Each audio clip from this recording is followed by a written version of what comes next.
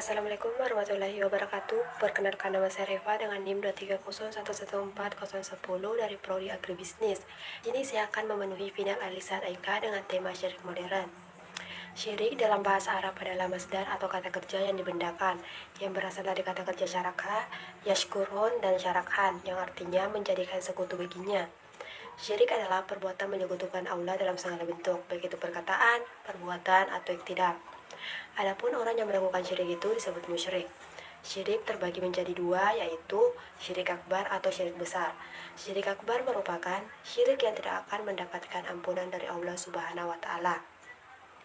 Syirik akbar dibagi menjadi dua. Yang pertama yaitu zahirun jali atau tampak nyata, yakni perbuatan kepada Tuhan-Tuhan selain Allah, baik Tuhan yang berbentuk berhala, binatang, bulan, matahari, batu, pohon, manusia, dan sebagainya. Demikian pula menyembah makhluk-makhluk gaib seperti setan, jin, dan malaikat.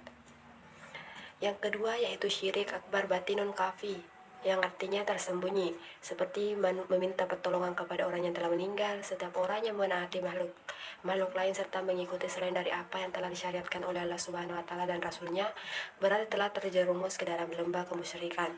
Firman Allah Subhanahu wa Ta'ala, wala taqulu mimma lam yuskarismullahi alaihim wa innahu lafis wa inna sayatina layuhuna ila awliyaihim liyujadilukum wa in musyrikin. Artinya, dan janganlah kamu memakan binatang-binatang yang tidak disebut nama Allah ketika menyembelihnya. Sesungguhnya perbuatan yang semacam itu adalah suatu kefasikan. Sesungguhnya setan itu membisikkan kepada kawan-kawannya agar mereka membentak kamu. Dan jika kamu menuruti mereka, sesungguhnya kamu tentulah menjadi orang-orang yang kafir. Yang kedua, syirik asgar atau syirik kecil. Syirik asgar termasuk perbuatan dosa besar, akan tetapi masih ada peluang diampuni dosa-dosanya oleh Allah Subhanahu wa Ta'ala jika pelakunya segera bertobat. Seseorang pelaku syirik asgar akan meninggal dalam keadaan kufur jika ia tidak segera bertobat. Contoh-contoh perbuatan syirik asgar yaitu bersumpah dengan nama Allah dengan nama selain Allah, memakai jimat, mantra, sihir, peramalan, dukun, dan ria. Pada masa modern, yang pertama menganggap yang menyembuhkan penyakit adalah dokter, tabib, atau obat yang diminum. Tubuh tetap sehat dan bugar karena pola makan yang seimbang atau olahraga yang teratur. Yang ketiga, jabatan yang diperoleh karena kepintaran, kedekatan dan kepiawaiannya memanfaatkan bantuan orang lain. Yang keempat, panen berlimpah karena keprofesionalnya mengolah tanah pertanian. Anak-anaknya pintar karena gizi yang diberikan memenuhi standar gizi yang ditentukan. Ia bisa sampai ke tujuan tepat waktu karena kepintarannya menyetir kendaraan. Kesyirikannya mempertuhankan undang-undang bikinan manusia atau syirik undang-undang. Adapun upaya yang bisa dilakukan untuk menghindari syirik antara lain, yang kedua, syirik asgar atau syirik kecil. Syirik asgar termasuk perbuatan dosa besar, akan tetapi masih ada peluang diampuni dosa-dosanya oleh Allah Subhanahu wa Ta'ala jika pelakunya segera bertobat. Seseorang pelaku syirik asgar akan meninggal dalam keadaan kufur jika ia tidak segera bertobat. Contoh-contoh perbuatan syirik asgar yaitu bersumpah dengan nama Allah dengan nama selain Allah, memakai jimat, mantra, sihir, peramalan, dukun, dan ria. Menurut klarifikasi umum, syirik dibagi menjadi 4. Yang pertama, syirik al-ilmi. Terjadi pada ilmuwan. Mereka menggabungkan ilmu sebagai maha segalanya.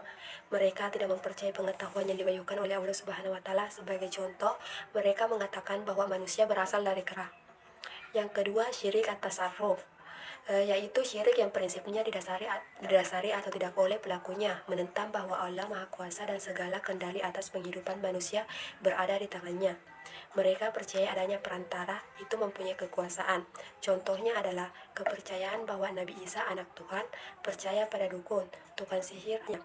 Yang ketiga, syirik al-ibadah, yaitu syirik yang menuhankan pikiran, ide-ide, atau fantasi. Mereka hanya percaya atau fakta-fakta konkret yang berasal dari pengalaman lahiriah. Misalnya seorang ateis memuja ide pengingkaran terhadap berbagai bentuk kegiatan.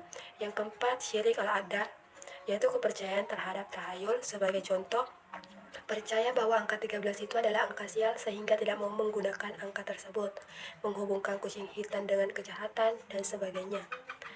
Syirik pada masa modern, contoh syirik pada masa modern, yang pertama menganggap yang menyembuhkan penyakit adalah dokter, tabib atau obat yang diminum.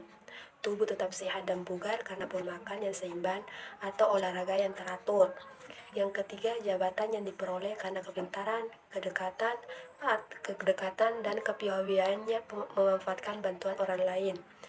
Yang keempat, panen melimpah karena keprofesionalnya mengolah tanah pertanian. Anak-anaknya pintar karena gizi yang diberikan memenuhi standar gizi yang ditentukan. Ia bisa sampai ke tujuan tepat waktu karena kepintarannya menyetir kendaraan.